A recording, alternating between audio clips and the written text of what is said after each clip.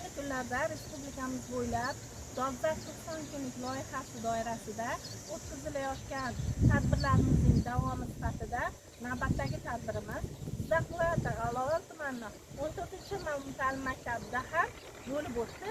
Aynan ushbu kungi tadbirimizda xalqaro baholash dasturlari bo'yicha ma'lumotlar berildi hamda o'zimizda yangi baholash dasturi summativ va formativ baholash yo'nalishlari bo'yicha ularga ma'lumotlar berildi va ushbu ma'lumotlarga asosan o'qituvchilarning o'zini o'quv yili davomida ilg'or ish tajribasini ommalashtirish bo'yicha o'zlarining ishlarini olib borishi ko'zda tutildi. Bugungi yig'ilishimizda baholash tizimini o'rgandik. Masalan, summativ, formativ.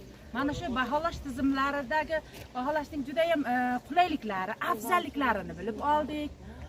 Masalan, xalqaro baholash dasturlari, formativdagi baholash, masalan, o'quvchilarning o'sha bob davomida olgan bilimlarini aniqlasa, summativ esa uni yakunlash ekan, yakuniy ekan. Uni yakuniy natijasida o'quvchi o'zining qanday o'qiganligini, chorak mobaynida qanday natijalarga ega bo'lgani va o'zining muvaffaqiyatlarini, kamchiliklarini bilib olar ekan. O'sha tomonlama o'sha baholash tizimi juda bizga yoqdi.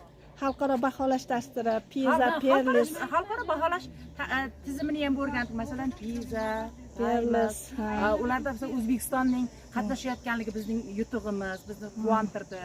Avvalambor mana shu natijalar 1,5 yildan keyin chiqar ekan. Mana shu natijalarda biz yuqori natijalarni olamiz degan umiddamiz. rahmat.